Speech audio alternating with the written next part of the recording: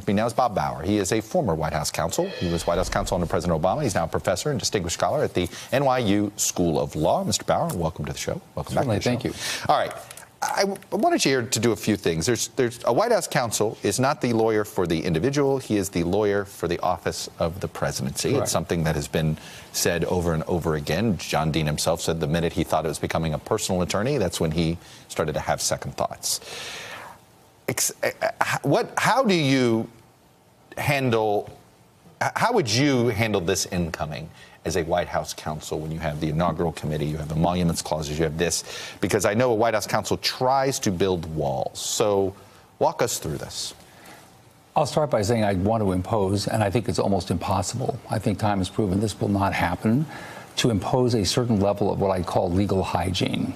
And it begins with the president's own statements, his own tweets, his own comments on Air Force One, as in your previous segments. Just in the last week, he's continued to do so much damage to his legal position because he can't stop talking about the case. He can't stop attacking the prosecutors. He can't stop contradicting himself.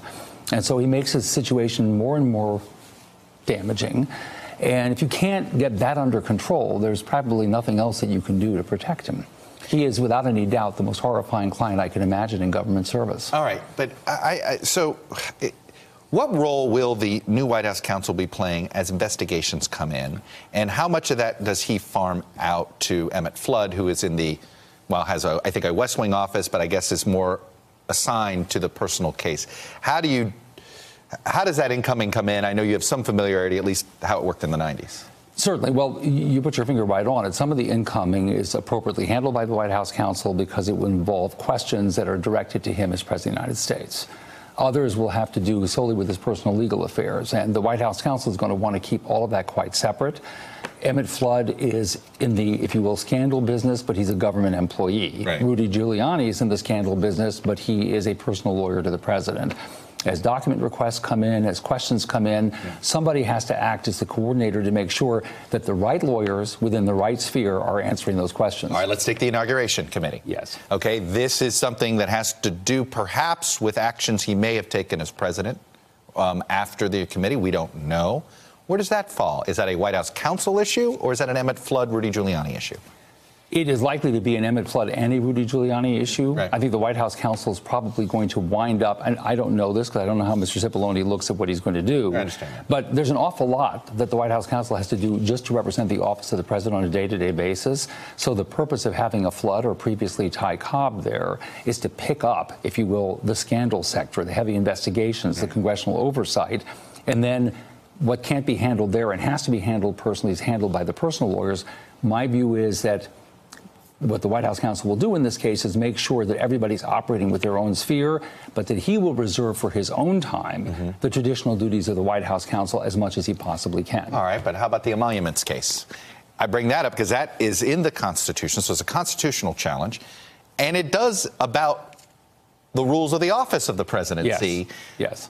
Doesn't that become a White House counsel issue, and does that mean the White House counsel, in that sense, would Cipollone be representing the office of the presidency in any, say, deposition that the Maryland Attorney General may seek? Highly unlikely that he'd be in the deposition, but as you point out, these are constitutional issues also that bear on what the scope of the emoluments clause is and whether it reaches Donald Trump's business activities the way he's currently organized them. Those constitutional questions are one on which the White House counsel would absolutely be involved. Now, if there are more specific questions, take the inauguration committee about whether there were straw donors by which or through whom foreign national contributions were made. Those sorts of questions are questions that I don't believe the White House counsel would be involved with in a granular way. Let's go big picture here. One of the quiet whispers that I hear around town, particularly in legal circles, is the president should have better legal representation than he has. Whatever you think of him, he should have the best. This is, he shouldn't just the best that he can get due to the circumstances or his popularity in this town. Do you think he's getting good legal representation, or do you think it's impossible for him to get good legal representation because of what you stated earlier? He is not a good client.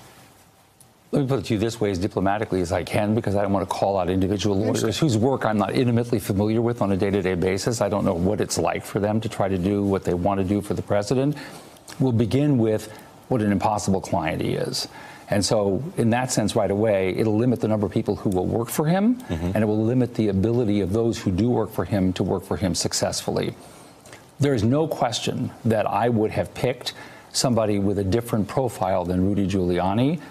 Certainly do not agree with Giuliani's public messaging role, but there may be other tasks that he performs that the president is satisfied with and works well on that particular team. I can't see what they would be. A question about Bill Barr. Bill Barr, the nominee to be the president's pick to be the next attorney general. He reportedly also at least had one meeting with the president about replacing John Dowd to be his essentially the lead lawyer in the scandal business, as we've been separating these things. Yes. Based on your experience of how recusal laws or the recusal process works in the Justice Department, do you think that would be enough to force or at least recommend a recusal? I suspect it depends on the content of the conversation. Let's assume that Barr knew when he was called to meet with the president that he wasn't going to take the job. But of course, the president having called him, it was a courtesy for him to meet with the president, provided they did not discuss the case, provided they didn't get into the details, and that it was simply a question of his telling the president, I don't believe this is an appropriate role for me to play in your administration, then I don't think he likely faces a significant issue. If it got more complicated, the conversation, then I would be concerned. If they discussed Robert Mueller's investigation, the deficiencies, the OLC opinions about immunity of the president from criminal prosecution, whatever, then I think that Mr. Barr's subsequent decision to accept the nomination would be problematic. Bob Bauer, a former White House counsel, thanks for bringing expertise on how the office works. It's good to have that. Hello, YouTubers. If you're watching this, it means you've checked out our channel, so thank you. Now do me a favor, subscribe by clicking on that button down there. Click on any of the videos to watch the latest interviews and highlights from MTP Daily and MSNBC. You can get more Meet the Press content every morning in the First Read newsletter. If you're tired of content that you don't know anything about where it came from, you don't have to have that problem with us. NBC News, MSNBC, MTP, and the Meet the Press mindset right here for you on YouTube. Subscribe now.